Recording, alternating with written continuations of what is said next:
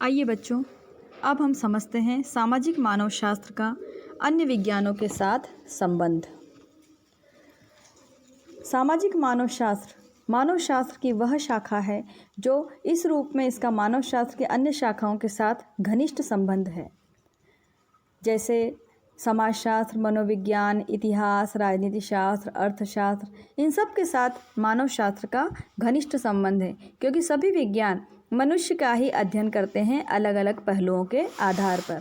तो हम आज देखते हैं सामाजिक मानवशास्त्र किस तरह अन्य शास्त्रों पर निर्भर है और किस तरह उनमें अंतर है। तो पहली जो हम बात करें वो है सामाजिक मानवशास्त्र और प्रजाति शास्त्र। इन दोनों शास्त्रों का एक दूसरे के साथ घनिष्ठ संबंध पाया जाता है। हॉबल ने लिखा है कि प्रजाति शास्त्र प्रजातियों का अध्ययन नहीं है, यह तो शारीरिक मानवशास्त्र का कार्य है। प्रजाति शास्त्र विश्व की संस्कृतियों का अध्ययन है। प्रजाति शास्त्र के अंतर्गत विश्व के विभिन्न भागों में फैली संस्कृतियों का अध्ययन किया जाता है और प्रजाति शास्त्र के अंतर्गत ही जो है विश्व की बहुत सारी जो संस्कृतियां हैं उन्हें हम जान पाते हैं।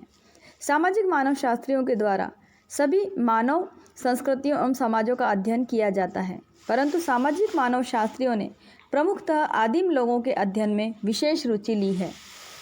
प्रजाति शास्त्रियों का संबंध भी इन्हीं लोगों के साथ पाया जाता है। वे इन्हीं लोगों की संस्कृतियों के अध्ययन में रुचि लेते हैं, इसलिए इन दोनों के अध्ययन विषयों में काफ़ी समानता पाई जाती है।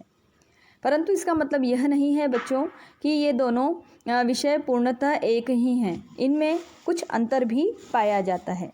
जैसे सामाजिक मानवशास्त्र सामाजिक संरचनाओं, व्यवस्थाओं और संस्थाओं के अध्ययन में रुचि लेता है, सामाजिक संबंधों और व्यवहारों को समझने का प्रयत्न करता है, जबकि प्रजाति शास्त्र की रुचि मनुष्यों और उनकी संस्कृतियों के वर्गीकरण में पाई जाती है। प्रजाति शास्त्रियों की इस दृष्टि से एक सीमा भी पाई जाती है और वह यह है कि सामाजिक मानवशास्त्रियों को आदिम लोगों के भूतकालीन सामाजिक जीवन के संबंध में बहुत कम हम बतला पाते हैं। दूसरा जो विज्ञान है वो है पुरातत्व शास्त्र। सामाजिक मानवशास्त्र और पुरातत्व शास्त्र।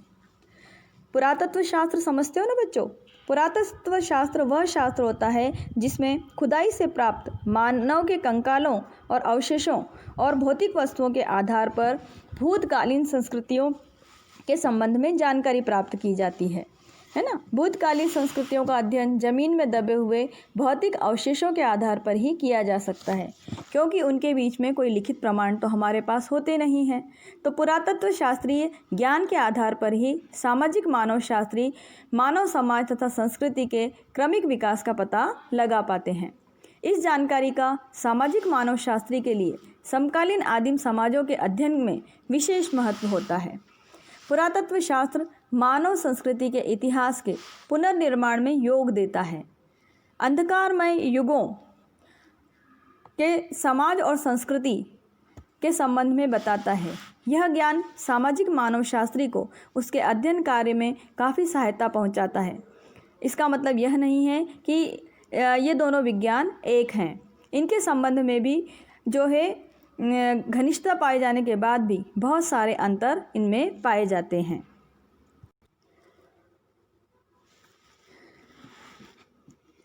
सामाजिक मानवशास्त्र में समकालीन आदिम समाजों का अध्ययन अवलोकन पद्धति की सहायता से किया जाता है।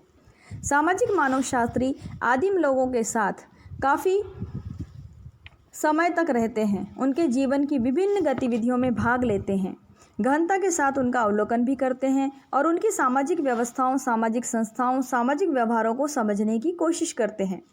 पुरातत्व शास्त्री को खुदाई से प्राप्त भौतिक अवशेषों के आधार पर ही आदिकालीन मानव और उसकी संस्कृति को समझना होता है।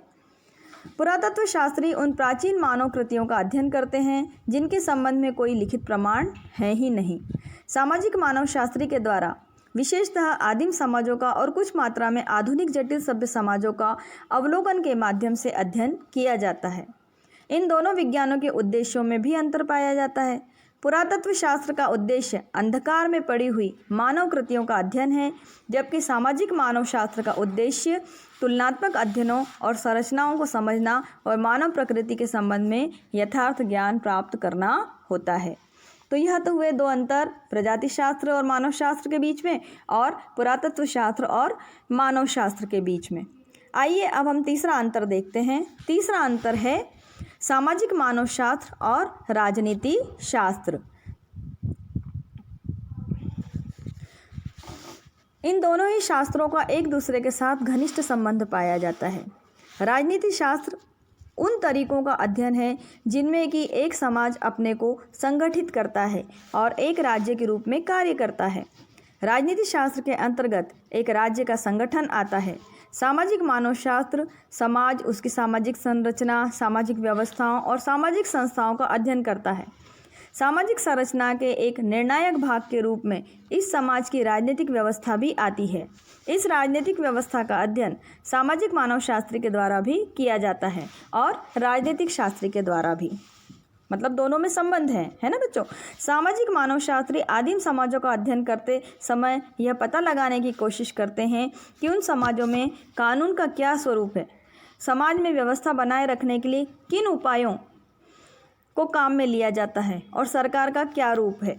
सामाजिक मानव शास्त्रियों के द्वारा प्राप्त यह ज्ञान राजनीति शास्त्रियों को समकालीन समाजों की राजनीतिक व्यवस्था को समझने में काफ़ी सहायता प्रदान करता है। वर्तमान समय में इस ज्ञान का उपयोग प्रशासन के क्षेत्र में विशेष रूप से किया जा रहा है।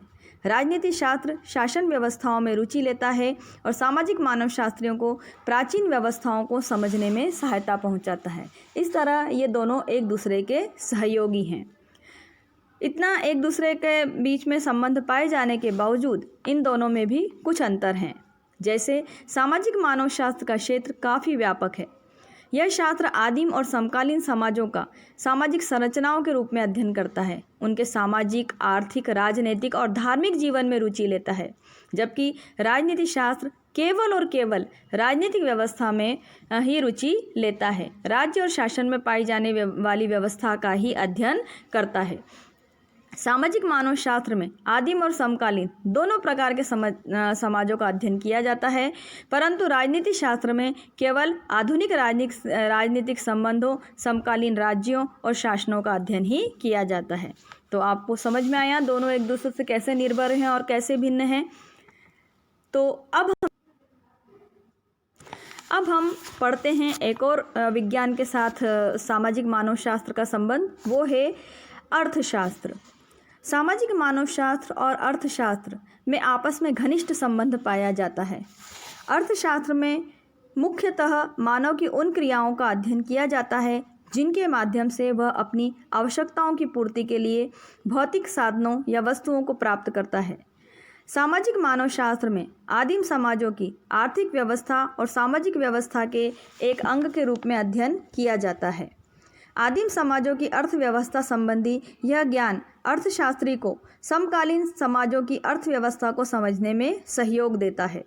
अर्थशास्त्री इस ज्ञान के आधार पर यह समझ पाते हैं कि मौजूदा अर्थव्यवस्थाओं का आदिम रूप क्या था, उस समय उत्पादन, उपभोग, विनिमय और वितरण की क्या व्यवस्था थी और लोगों के आर्थिक संबंध कैसे थे।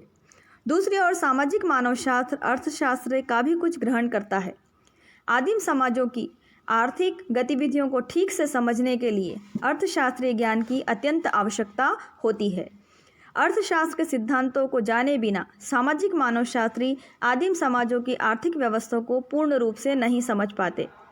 आदिम समाजों का आर्थिक दृष्टिकोण से अध्ययन करने के लिए अर्थशास्त्र के ज्ञान की अत्यंत उपयोगिता है। इस ज्ञान के बिना आदिम समाजों की अर्थव्यवस्था को हम ठीक से नहीं समझ सकते। इस तरह ये दोनों ही विज्ञान एक दूसरे को ज्ञान का आदान प्रदान करते हैं। इन दोनों शास्त्रों में कुछ अंतर भी पाया जाता है बच्चों। स्वाभाविक है, सामाजिक मानव शास्त्र में आर्थिक व्यवस्था का अध्ययन सामाजिक व्यवस्था के एक अंग के रूप में किया जाता है, जबकि अर्थशास्त्र में विशिष्ट विज्ञान के रूप में, है ना, एक में सामान्य और एक में विशिष्ट। अतः सामाजिक मानव शास्त्र का क्षेत्र अर्थशास्त्र की तुलना में काफ़ी व्यापक है। सामाजिक मानव शास्त्र में मानव प्रकृति के संबंध में यथार्थ ज्ञान प्राप्त करने और उसे समझने का प्रयत्न करता है, परंतु अर्थशास्त्र में मानव के आर्थिक पक्ष का समकालीन समाजों की आर्थिक व्यवस्था को जानने का प्रयत्न किया जाता है। दो और सामाजिक विज्ञान है बच्चों, एक है समाजशास्त्र और दूसरा मनोविज्ञान। चलते चलते हम इन्हें भी समझ लेते हैं।